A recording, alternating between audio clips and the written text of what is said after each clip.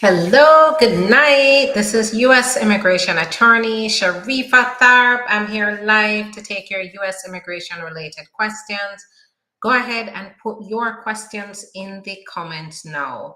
So, tonight, I just want to talk to you about a developing situation. Right now, we've just gotten news today that a U.S. citizen has been detained under the law unauthorized aliens law that's in Florida. This law was passed in February, and the law stated that any immigrants who enter the United States who have no proof of entry into the United States, they came in without inspection. Any immigrant who enters Florida is going to be charged with a misdemeanor, right? However, early in April, a federal judge, stopped this law. They said they put an injunction on this law, stating it cannot be enforced. However, today, not only did they arrest somebody under a law that is on hold, they arrested a US citizen. So this law is not, police were not supposed to make any arrest under this law. Now, what's alarming about this situation is that we have seen first at the administration level, we're seeing them disregarding court orders regard stopping immigration. They have rejected and refused to cooperate with Supreme Court order to return Mr. Garcia from El Salvador.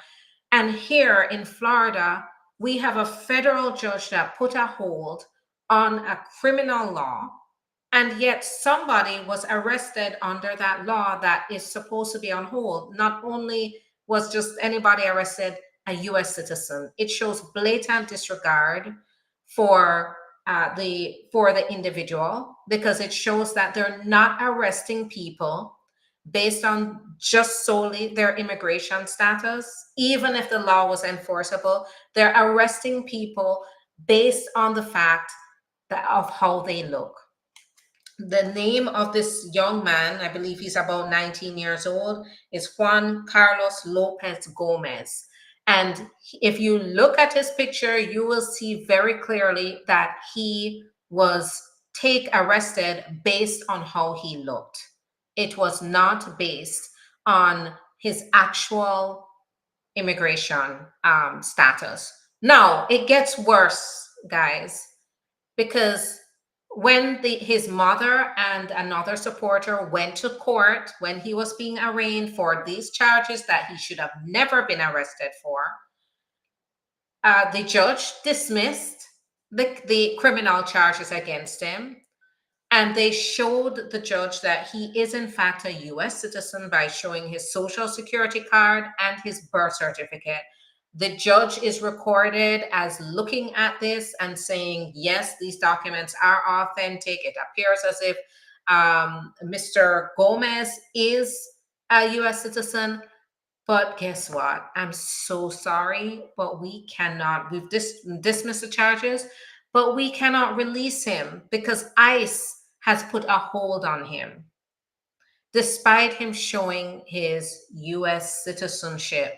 This is scary because in combination with the disobeying the order of the Supreme Court to return somebody from El Salvador, now we have a US citizen who is at the mercy of ICE. It's developing. We have to see what's happening. Right now, we're seeing protests forming in front of the courthouse in Leon County in Florida. But what could potentially happen is, say ICE takes him in, and then say ICE just decides to send him to El Salvador, right?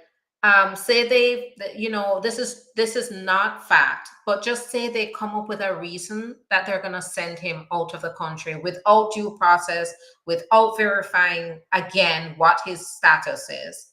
They send him to El Salvador. Guess what? administration can then say that this is a matter of foreign affairs and they don't have any control to bring a US citizen back because he's within the jurisdiction of another country. That's the argument they're making about Mr. Garcia. And the Supreme Court and the appellate court and the district courts are all seeing it for what it is. Right now, we have a district court that is now considering holding the administration in criminal contempt if they do not show why they shouldn't be held in contempt.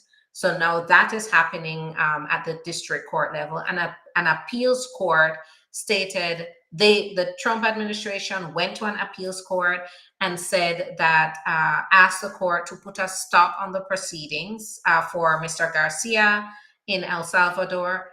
The court unanimously, that means all the justices in that court, right? Whether conservative, remember there are mixed between conservative and liberal judges.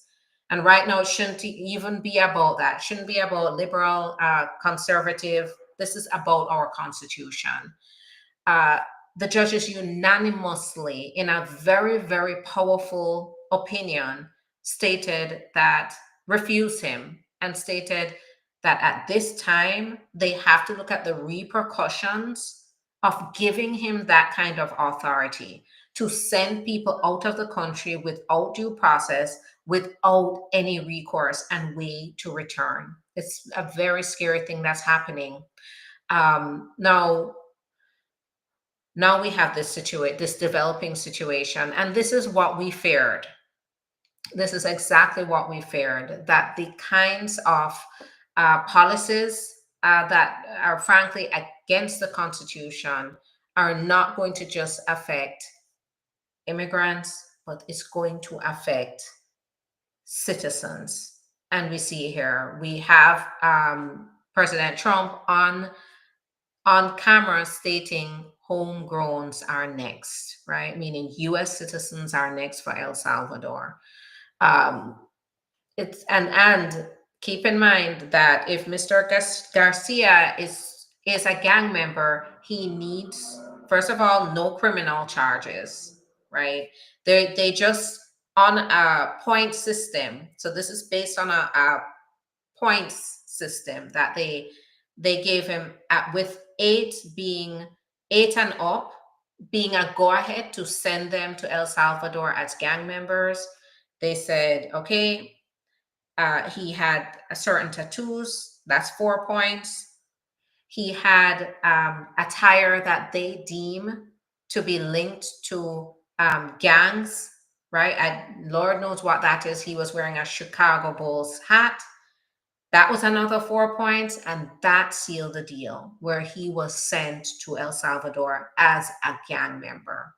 And this is nothing more than making it very easy for them to meet their quota, brand people as gang members, and send them out to El Salvador, to a facility that will hold them for indefinitely. So we have to see how this works out. But what I can say now is we are officially, yes, exactly, a hat and tattoos. That's exactly right. That's not even due process. So here's what is happening now. We are entering, we're not entering, we are there. We are in a crisis. Because what's happening here is they are trying to reduce the power of the judicial branch. We have 3 branches. We have the legislative, the judicial, and the executive branch, right? And they're supposed, in the US government, they're supposed to serve as checks and balances, right? If the president or the executive branch is breaking the law, violating the Constitution, then the other branches are supposed to step in and put a stop to that, control that. But what we are seeing here is an unprecedented move by this administration to reduce the significance and the power of the judicial branch and then threaten the legislative branch, which is Congress, from opposing any of Trump's policies and voting for them. So we are in a crisis. And right now, I see where the courts are rising to the occasion.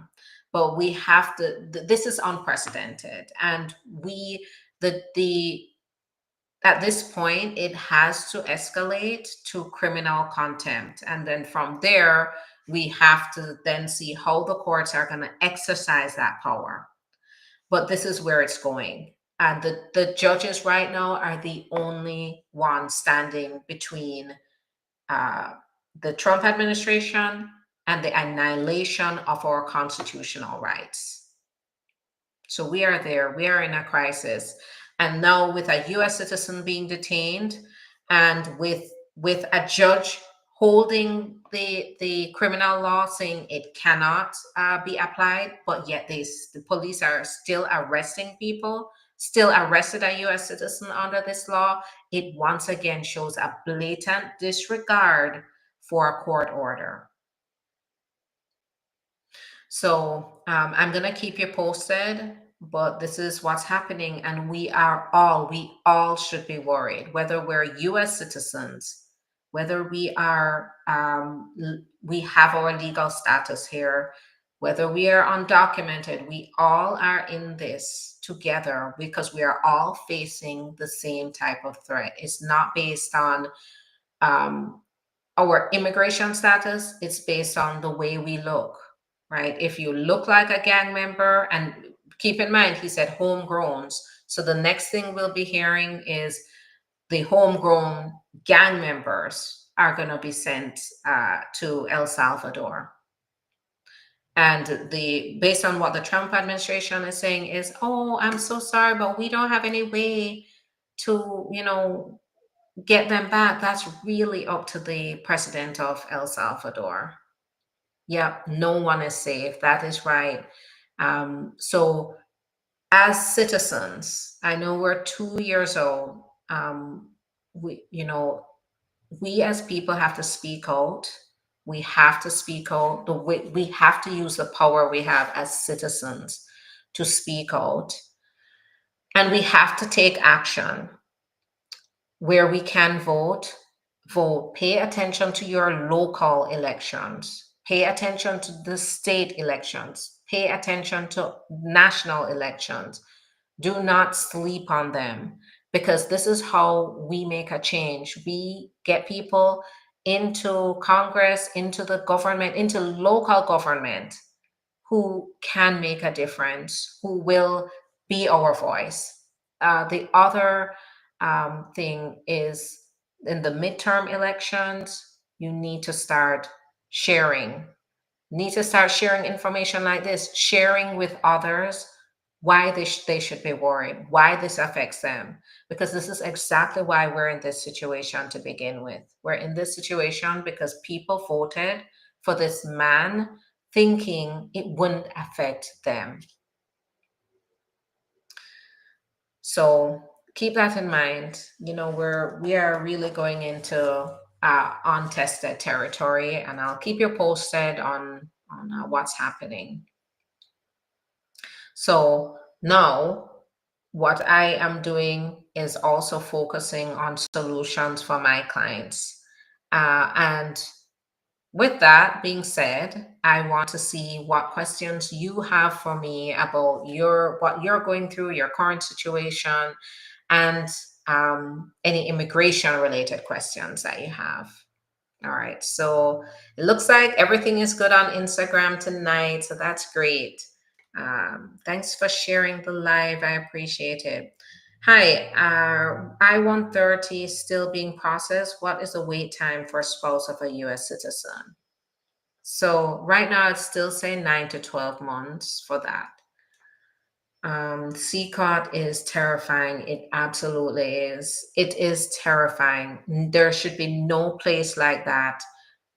It's human rights violations that's happening there. So it's a concentration camp. It really is, because people don't go there to come out. And the president of El Salvador has said that himself. Okay, it's a place you go that they don't plan.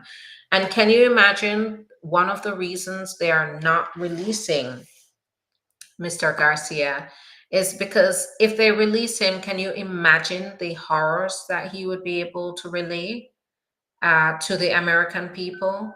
They're invested in keeping him silenced, and that is even more terrifying for him and his family. That is more terrifying.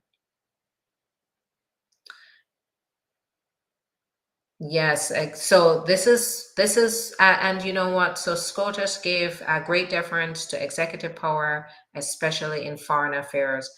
And let's also keep in mind that they created this monster. I can't imagine that for example, they basically said that anything he does in his executive position, so in his position as president, is he's immune, and that has emboldened him, right, to say, okay, well, what can be done? Can't be arrested. I mean, I deported the man, even though it was a mistake. I deported him based on my position as president, and I have already been given immunity for that. They created this monster, and now they have to look at reeling him in.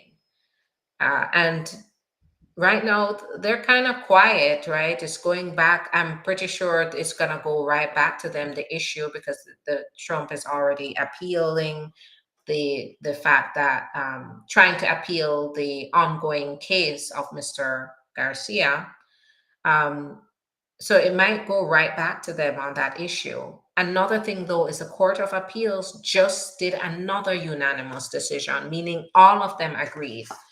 So they're getting alarmed. They are definitely aware of the monster they created. Do I need a ton of evidence to prove good faith marriage if I came on K1 when filing for VAWA?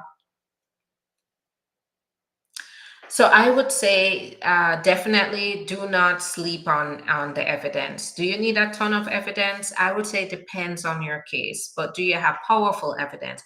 K1 is definitely a really good start. That the approval of the K1 visa, but you also want to show uh, ongoing evidence of the marriage. Depending on how long you were with them, did you sign a lease together? You need to still go move forward with showing that after the marriage, what kind of evidence can you show that you had a continuing good faith marriage? So I would say it's a good idea to still submit evidence. Thanks for the follow. I appreciate it. Um, our I-130 still being processed. What is the wait time for spouse? So I said that 9 to 12 months. I was granted asylum and I have a travel document, but I haven't applied for asylum green card. Can I travel? I would not travel at this time, especially when they're scrutinizing asylum applicants. They're backtracking. They're looking at cases to you know identify fraud. I would not use that travel document to travel. I would, but I'm not your attorney. I can't give you personalized legal advice. But just you know, from a general perspective, I am being extremely conservative. Why would don't if you really have to evaluate your risk. The risk is high right now, especially when you're traveling. And I don't know where you're traveling. Are you traveling back to your country? Because that's even worse on a travel document. So it just depends on the facts, but travel on a whole is just risky. I recently got my citizenship. Can I apply for my kid's passport? He's under 18. Yes. Now, if your child is under 18, they have also been here with residency, then they would automatically be a citizen. They're citizens right now, but of course, make sure you get the proof of citizenship. Thanks for the gifts. I appreciate it. I really do. Thank you. What's the best way to put together pictures for an interview with a binder? So a small album has worked really well. That has kept the pictures organized. You can When you do the pictures, I often instruct my clients to make sure they order the pictures um, chronologically. So, meaning from maybe the time you met all the way through to present. And these are just suggestions, but chronological order, different seasons, different times, different holidays, different friends and families that you take pictures with, family on your side, family on their side.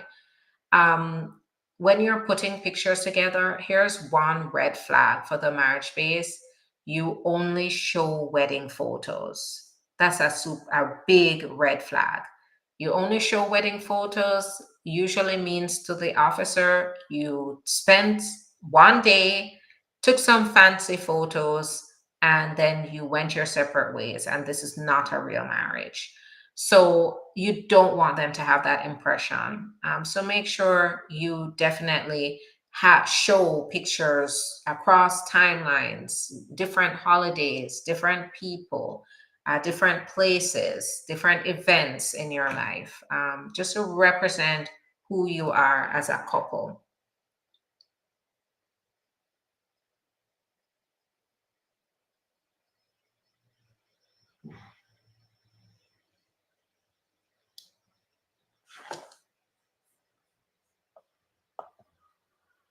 Okay, so now I'm gonna hop over to YouTube and then we'll go to Instagram. So hang tight, put your questions in so I can catch up on your questions.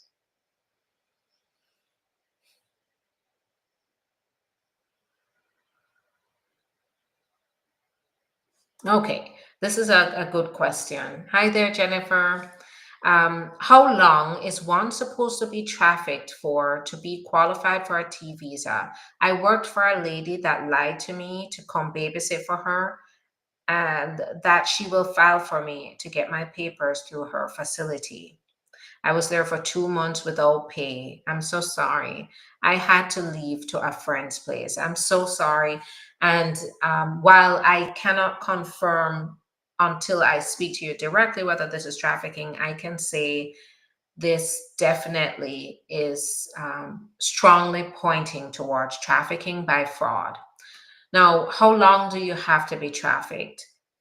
You can be trafficked for a day and you qualify. You could be trafficked for 50 seconds and you qualify, right? If you walked into the facility and the person told you, forced you to do work that you weren't willing to do, and that happened over an hour's period, you were trafficked, right? Before you said, oh no, and you left, you were trafficked. If you were forced to do something unwillingly and you, whether by fraud, whether by force, whether by coercion, they threatened you and you left within a day, um, it's trafficking. So there's no time limit, no time limit. If you experience that, it's time to give us a call. Happy birthday. Thank you so much. Thanks so much. I appreciate that. I loved all the birthday wishes I got. It was made me feel so inspired. So thank you. If you are not under parole program and apply for asylum, did the pause affect you from getting the work permit? No, they're pausing it based on those who are applying for the green card. So asylum is still there. They haven't paused it. I come to the USA without inspection through Mexico border. I can get green card through marriage. And do I have to leave the USA for the marriage interview? So this is a good question. Unfortunately, just based on these facts alone, coming across the border without inspection and then getting married to a US citizen is not going to fix the situation by helping you to stay here and getting your green card.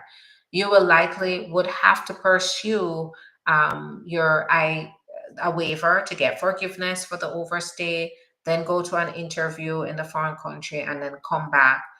Now, the only exceptions to this is if you were mistreated by a US citizen spouse, then in that case, there is what's called VAWA, and VAWA allows you to then apply while staying here in the US.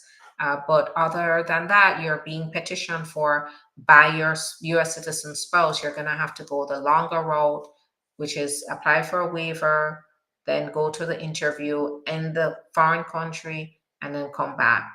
Now, you also have to know the risk involved, so definitely give us a call and let's talk about your options. I really would like to have a conversation with you.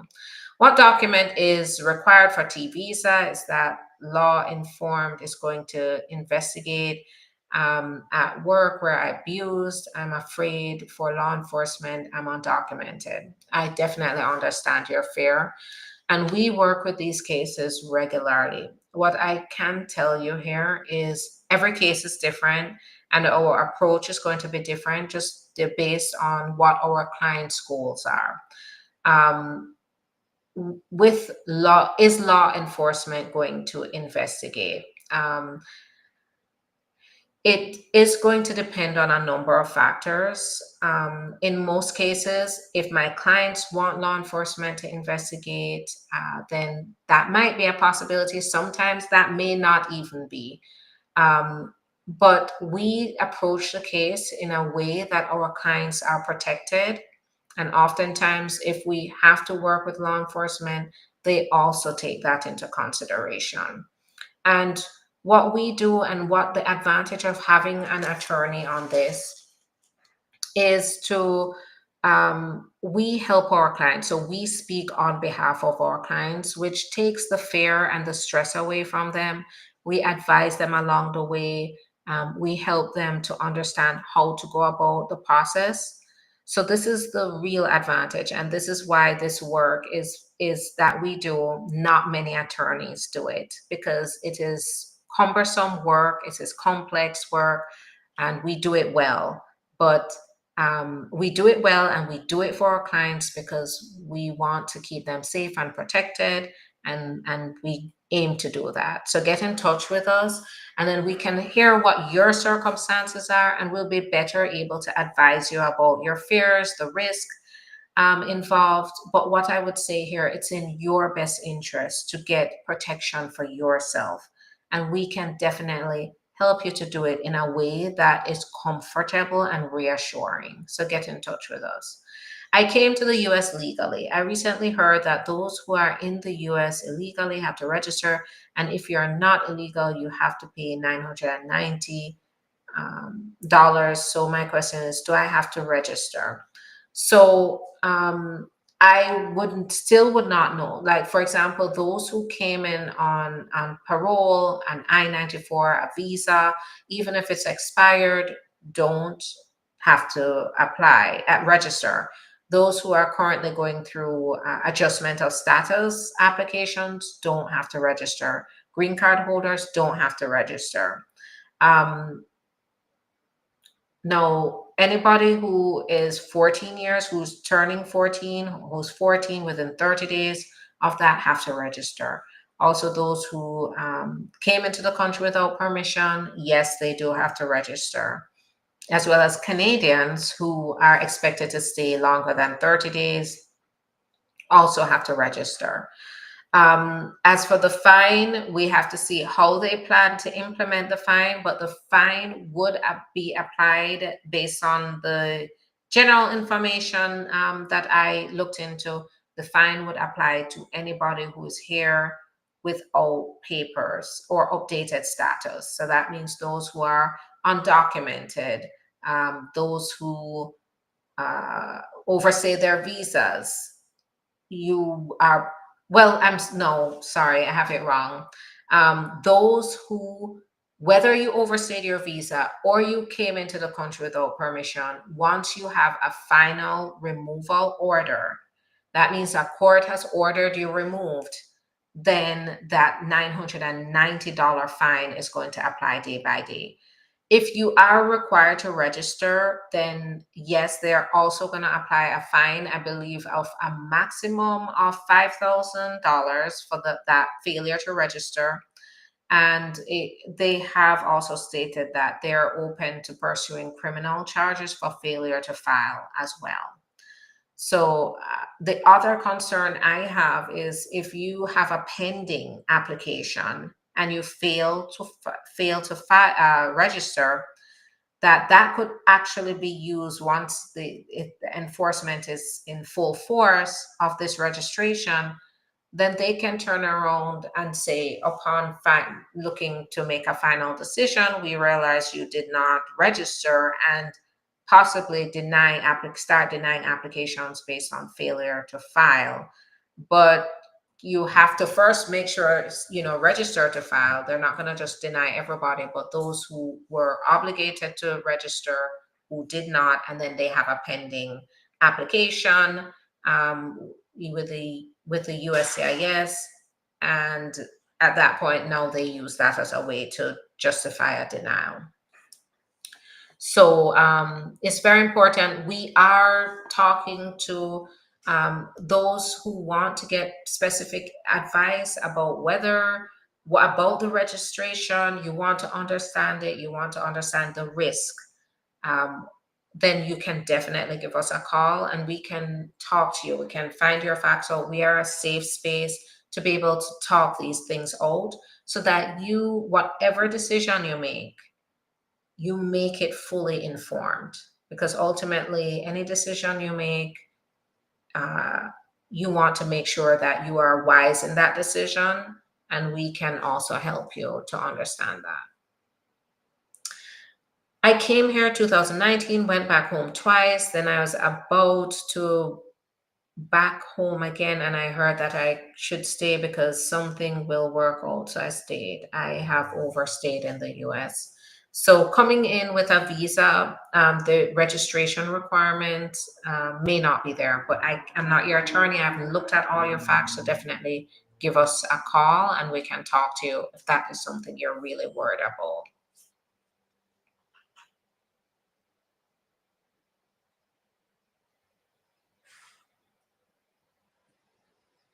Yeah, exactly. I mean, definitely we are under a dictatorship, and the only thing that is holding us uh keeping us away from a full-fledged dictatorship right now are the courts. The thing is, they need to follow through with decisive action. So this is something that they're not very used to doing, right? Especially when a branch of the government is refusing to comply.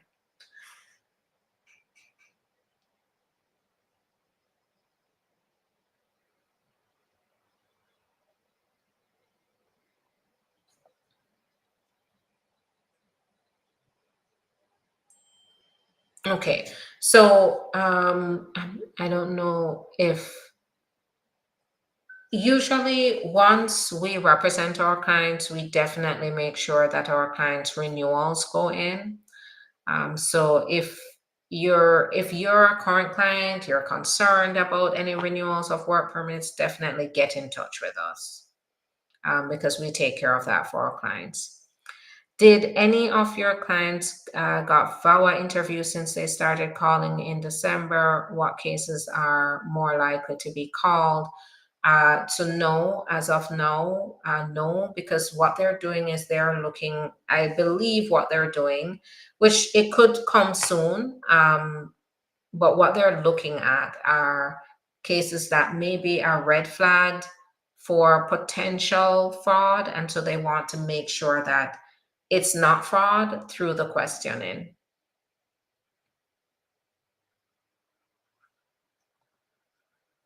All right. Hi there on Instagram. Nice to see you. Thank you for joining me. Thanks so much for the love on TikTok. I appreciate it.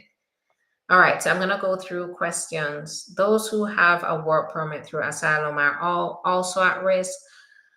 So having the work permit through asylum is definitely a good move, and definitely reassuring because you can show that you have permission to be here. So it's better than having nothing. But I would say, based on what's going on, everybody is at risk. Everybody, no matter your immigration status at this point, legal immigrants, immigrants who don't have their papers here. You really have to make sure you're walking around with the documents that you have to show that you have a pending process, that you have the ability to live and work here, you have your work permit. Make sure you have all of this with you, because even US citizens are now getting letters saying leave the country. These were claimed to be erroneous messages to these US citizens, but it is no less scary to get a letter like that with your name on it. And a US citizen was just detained coming from Canada into the US. They were detained for 5 hours. And this was an attorney, by the way, a real estate attorney, who was coming across as a US citizen, and they forced him to show his phone to them, right? And he's a US citizen. So this is where I say we all need to have proof of our what our current situation is, um, because that's where we are right now. It what we're seeing is that they're not showing a lot of uh, discretion in who they just grab, right? They're trying to meet a quota, and now it really looks desperate. What advice do you have for overseas person who doesn't have the real ID and want to travel local to Florida Memorial Weekend? I would say it's not safe in Florida. So do not come. They're scooping up people in traffic stops, and the police are working on behalf of ICE. Right now, even universities have joined on to work with ICE, university police, the universities. So that means university police are going to be stopping students and asking them for their immigration status, and they're going to be authorized to hold immigrant students, and have ICE pick them up. So Florida right now is really not a safe place for anybody who has a problem showing your immigration status. And I am seeing people being detained in traffic stops right now. So do you anticipate that this administration will target citizens living abroad by trying to revoke their citizenship because they live abroad, and in many instances, citizen himself? So that is not an immediate concern right now for me. I haven't heard an inkling of anything like that, that they're targeting any citizens living abroad. So right now, I would say that's not a concern. My cousin got approved. Forward filed I-485 from January, but haven't gotten a response. What can he do? It's going to be a while. It could be another 6 months until he might get a request for evidence for his medical or something else, depending on what's on his file. And that remainder of the process could take 6 months to 12 months. So he might very well be scheduled for an interview. So it's going to be a while. It's not out of the ordinary for things to go a little quiet after the VAWA approval before you get something. Is it safe to travel to Jamaica, green card holder? So I'm getting this question a lot, and I would say if you're going to travel, green card holders have the right to travel, right? And I don't really want to try to create unnecessary fear in people, but hey, look what's happening, right? So what I would say here is, if you are going to travel, if you do make that decision to travel, make sure there's nothing of concern in your background that's going to cause them to stop you at the airport or stop you at the border. That's going to detain you. I would say the main concerns are criminal history. No matter how far back you have a criminal history, you're at an increased risk for getting a notice to appear and to get your green card revoked. Staying outside of the country too long. If you're a green card holder and you're trying to live in the US and in another country at the same time, you're at an increased risk of getting your green card revoked. If and I truly believe this is a right, but I do have to say it because it's what's happening now. Activism for causes that the administration opposes. So this is protected First Amendment right to protest, to state your opinions, your beliefs, to be an activist. If a green card holder is involved in that, they must make sure that they fully understand what the implications are, that they can understand. And even having a conversation with an attorney can help them to understand how to approach their activism if they are going to continue to be activists. Because activism is one, especially when it comes to the pro Palestinian movement, the anti Israel movement. They are going after people who have spoken out. So these are the areas of increased concern. I would say if you're going from the 2-year to the 10-year, and you're no longer married to the spouse, and you're trying to apply for a waiver, be careful as well. So those are the categories that I would say if you're in that category, just think twice. You have the ability to travel, but make sure you're looking at your background and taking that into full consideration.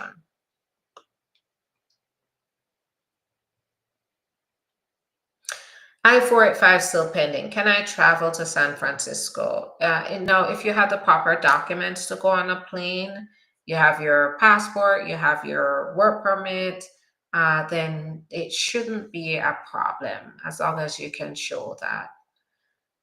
But keep in mind, no matter where we are, whether we're traveling in the country or out, there's just an increased risk due to the increased vigilance of ICE, CBP. You also have to be mindful of potential risk. It's going to be lower, might be higher for some people, but keep that in mind. All right.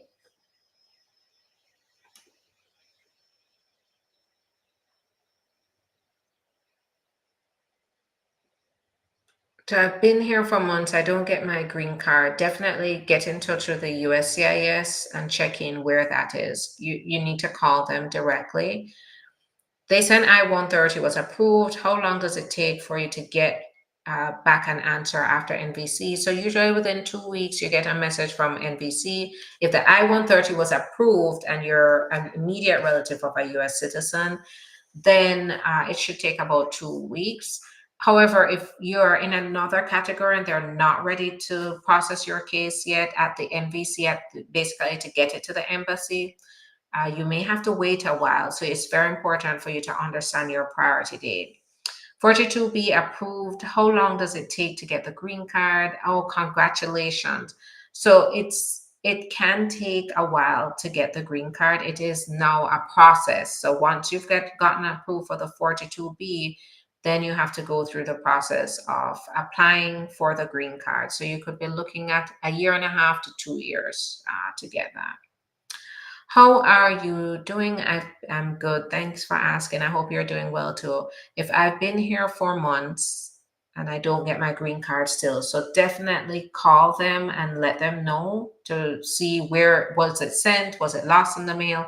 Was it lost in the mail as a result of a fault of theirs? If it was, then you can apply for an I-90 to get it replaced for free if it's on the USCIS's fault. So you need to call them though to get to the root of it.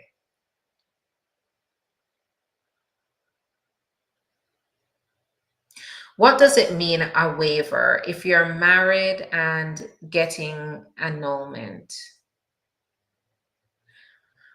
So annulment means you invalidate the marriage. It's almost as if it never happened. So that can go against a VAWA case. Definitely that can kill a VAWA case. I don't know if that's what you're talking about, but I would say get a divorce, but do not go through with an annulment. An annulment will invalidate your VAWA. What's new for VAWA? So we haven't seen any major changes with VAWA. Everything is going as usual. I entered the States with B2 visa. Can I apply for an asylum if I can't go back to my country? Yes, yes. If you can't go back to your country, it's very important for you to talk to us, because then we have to get to the root of the claim to see if you do. Because one thing people don't understand is asylum is for those who cannot go back to their country because they're being persecuted, or they have faced past persecution on the basis of their nationality, their political opinion, their particular social group, or their political opinion. Right? If you were not targeted because of one of those categories, then asylum is unlikely to be approved.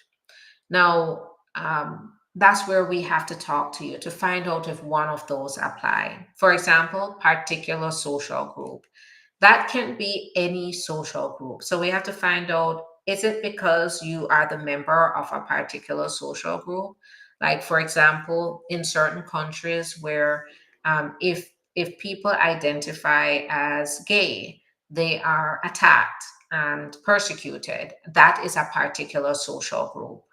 So they can claim asylum in order to not go back to the country that's persecuting them based on their sexual orientation, which is a particular social group. So get in touch with us. Let's talk. You have 1 year from the date of entry to apply for this. So please get on it. Otherwise, it gets extremely hard to get it. Came through the border, got married to the love of my life, a US citizen. Can I get my green card? So if you came through the border and you were paroled, then yes, but we have to, so that's where we have to check to see, were you paroled? What if my daughter is born, then I have a regular visa, will they send me back? Yes. So having a baby here alone isn't going to qualify you to stay. If your daughter is 21 or older, then they can apply for you to get your permanent residence. But it sounds like your baby was born here. Yeah, your daughter's born, and then you have a regular visa, then yes, you are at risk. Thanks so much for sharing that live. This does make a difference. I get this information out there so people know that I'm here to answer questions, to empower you through the immigration journey, and also to give you valuable immigration updates that I've been doing so and keeping up with. This is how we stay informed. This is how we empower ourselves with knowledge about what's happening, and we're all in this boat together. We're all in this together. So start talking to your neighbors. And I here's what I say. Oftentimes, many people, yes, you have some people that are really just true racist, and that's why they are all for what is happening because of a racist agenda. But you do have some people that are truly ignorant about the consequences. They have never dealt with immigration. They have never spoken to an immigrant. And by sometimes just educating people, US citizens, educating people who they are just ignorant about who immigrants are, who this administration is targeting, that can make a difference, right? So when you're talking to your neighbors, sometimes it's necessary to speak with them, just have a conversation, have a discussion, so that they can see that perspective, because we really are in the same boat, and it's time to start educating others that had no care in the world about why they should care about this. Because we as Americans, I don't know, I think we have taken our rights, the luxuries of being an American, for granted. For we've been sleeping on our rights, and it was slowly dissolving, but now it's like we're falling off a cliff.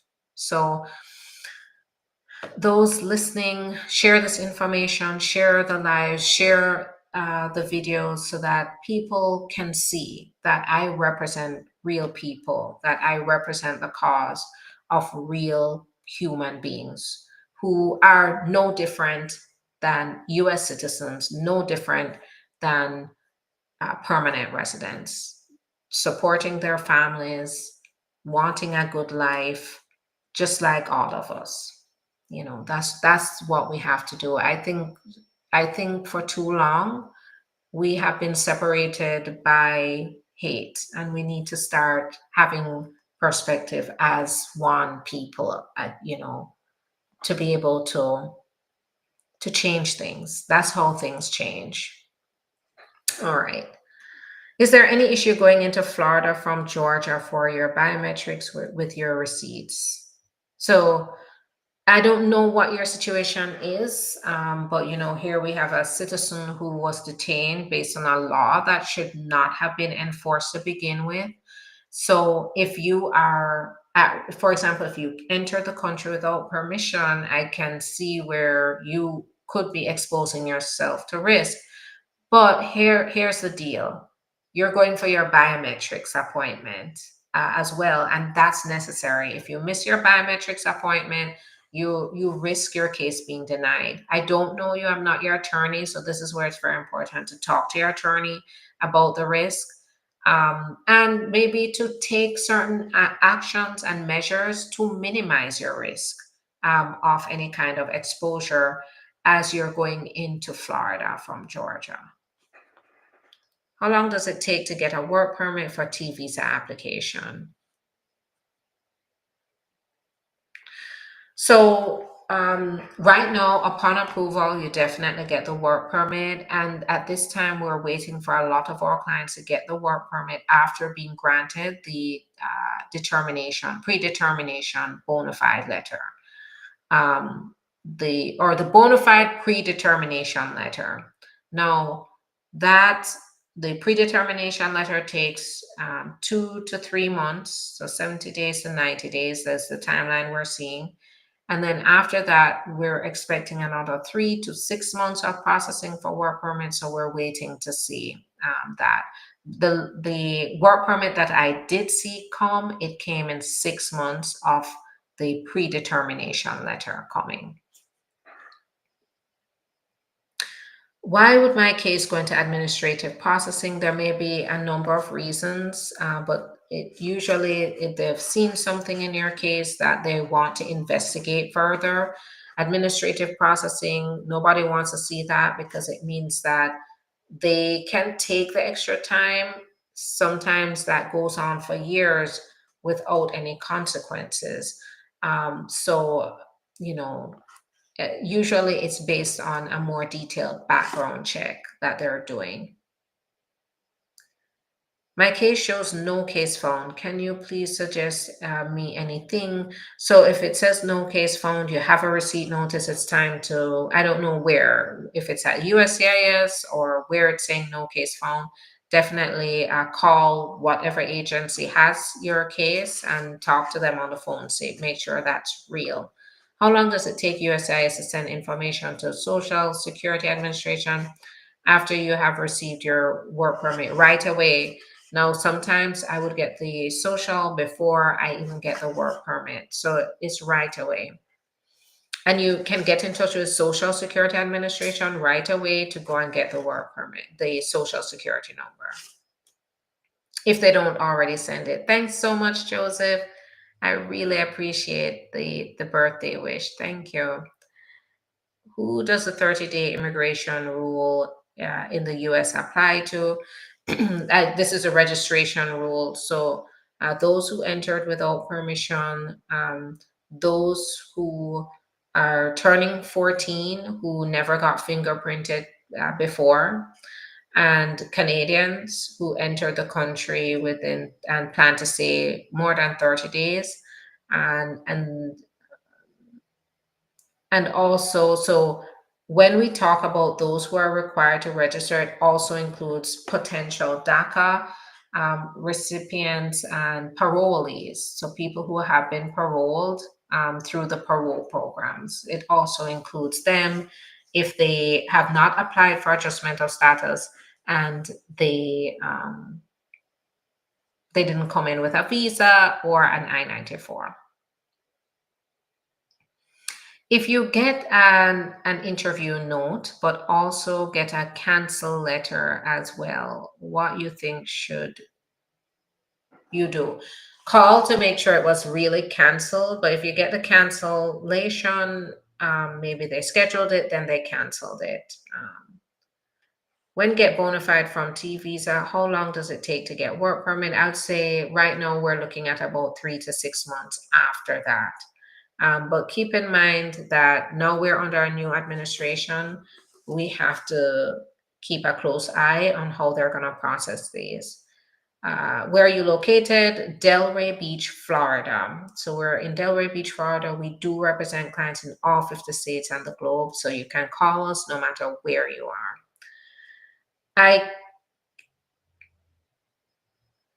Can a caregiver employer petition for her caregiver workers? It may be possible, but if the workers are out of status, then it becomes harder. But definitely get in touch with us and we can look to see if that can be done. I have the letter to get permanent resident green card. Should I be worried because I didn't receive it?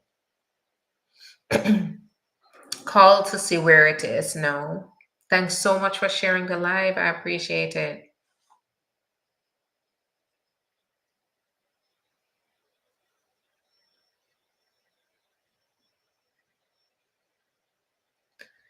All right. So let me see. Is it okay if I travel for 3 days to Mexico for my birthday? I have a conditional green card. So just evaluate your risk. Make sure there's nothing in your background that's going to cause an issue. So I listed those reasons before that would put you at an increased risk. Criminal record, staying outside of the United States for longer than you should, um, activism for causes that this administration opposes. And if you're going from 2 year to 10 year, if there's something special going on in your case, like you're divorced, you want to be or separated, you want to be very wary of that as well. Can you help with J1 waiver? Absolutely. Give us a call. My visa was canceled in the end of February after I got married. I'm so sorry. Yeah. So that's the thing. Now people who are coming and getting married, they're going to be facing increased scrutiny. And if once you get married, they might start to say that shows you have immigrant intent. So these are things now you have to start to consider as part of the risk going between the US and the other country. Now, US citizens, if you got married to a US citizen and you decide after marriage while you're in the US that you want to stay with your spouse, there's adjustment of status that allows you to stay with your spouse while being here on a visa. And if you have a US citizen spouse, even you can continue to stay with them as long as you apply for the adjustment of status application, even if you overstay. So keep that in mind, that's one thing to consider. If you're already here, you get married and you build a life together, you do have that legal option to decide to stay with your spouse here. Let me tell you, staying here versus being back in your home country, it's faster here, it's longer when you're outside of the country. So if you do have the opportunity to make that decision, you can't be planning to do that as you're walking into the country or arriving into the country. But if you change your mind after getting married and being here, you want to stay with your spouse, you do have that right under the current laws if you're married to a US citizen. If you overstay your visa and now you have a 2-year green card, is it still a risk? No, that alone should not be a risk. Someone who has a 10-year B1, B2 waiver visa, is it safe to travel on vacation as usually did?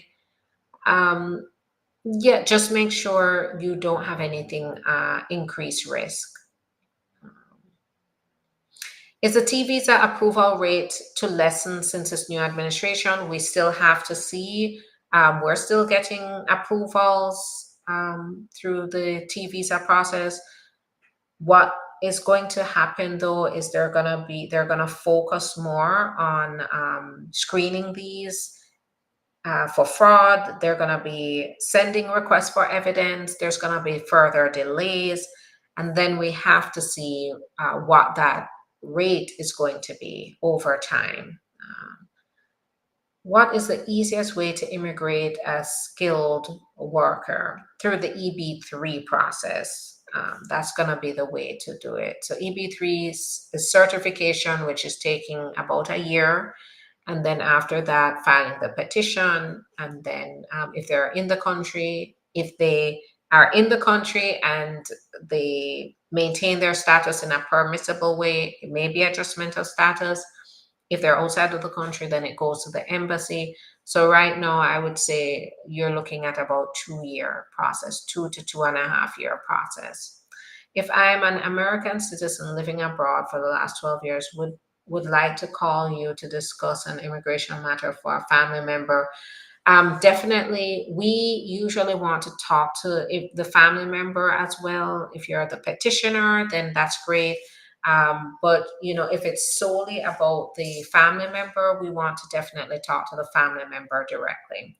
Those who have a work permit through asylum are also at risk. I answered that, and I would say you are right now is you are in a very good position compared to others. All right, and I'm gonna come here again to YouTube. Greetings. Is there a way to check which application dates are getting processed and approved for T visas? No, not right now. Please, can I apply for change of status now since the application for adjustment of status is on hold? So adjustment of status is now, keep in mind that as long as you apply for adjustment of status within the permissible time, even if it's on hold, it should not affect you. It just means that you're going to have to wait for a longer period of time. What legal action can that man take? He was wronged so badly. Absolutely. So right now he's detained. It might come down to a habeas corpus if they don't, which they would have to file with the federal court to get him released. In addition to that, there have been lawsuits for wrongful, like these kind of wrongful detainers, and so he could sue for a wrongful detainer. So and sue for compensation in a civil court. So I can definitely see those two actions, just depending on how this goes. But he's probably going to be entitled to some compensation after this. My daughter still is in college, but marry a military soldier. How can he move forward to file? So he can definitely file for her through the regular process. I-130, I-45. If she came into the country, so if she's in college and she has a student visa, he shouldn't have to be able to file any special documentation for her, but they would have to go through the marriage-based adjustment of status. Do legal permanent residents have to register? Absolutely not. Definitely, can you be our attorney? Give us a call. And what we do is we do an initial evaluation to make sure that what you want us to do, we can help you with. We don't want to waste your time. So we talk to you first and then we get started. So give us a call. We do have staff that answers calls 24/7. So give us a call and then they will make sure to tend to you and then talk to an intaker the next day. We have intakers 7 days a week that can evaluate whether you qualify and then get you started with us. I'm married for 15 months now, and my husband is living with another woman. What can I do in regards to the green card? I'm so sorry that that happened. So we'd have to talk to you, but this is definitely a red flag for mistreatment, and we'd want to know more about these facts. So give us a call, and if we could possibly look at the option of FAWA, where if you were mistreated by the spouse, you can apply on your own without um, without that spouse. It's completely confidential.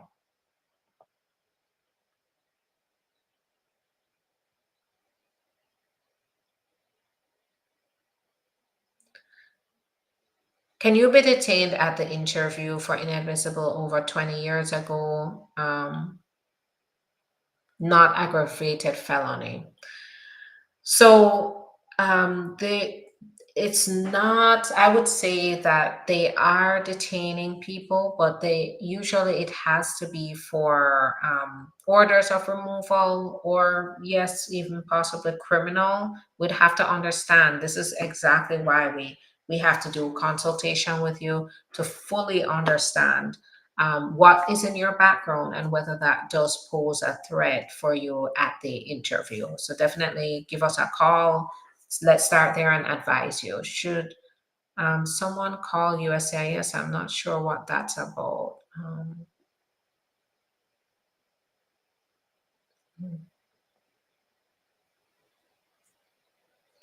So, all right. Well, that's going to be it for me tonight. Happy Good Friday and Easter. Happy Easter, everybody who celebrates Easter. I will be back tomorrow where, I'll continue to answer questions and provide any updates to you.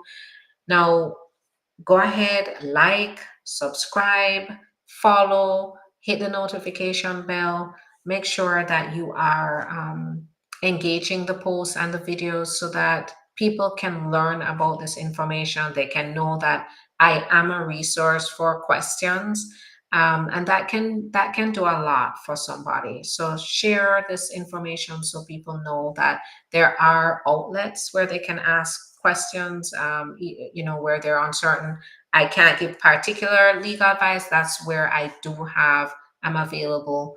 My attorneys are available to definitely do appointments to answer these questions and to work on your cases. So go ahead, do that. I don't have a particular time right now that I'm coming on, but what I say is like, follow, subscribe, hit the notification bell. So when I do go live, you'll get notification. And if you're available, you can join me as well. The replays for the lives are on YouTube. So if you have to leave the live early, you want to find the live, go to Getting the Green Card on YouTube. You can find my videos there. You can subscribe. And TikTok might be going away. So please join me on Instagram, Facebook. So Instagram, I'm Immigration Lawyer Sharifa. On Facebook, I'm ST Law Office. On YouTube, I'm Getting the Green Card. So we can continue to connect and I can continue to answer questions and give you updates. Have a great night, everybody, and I will talk to you tomorrow. Be safe. Bye bye.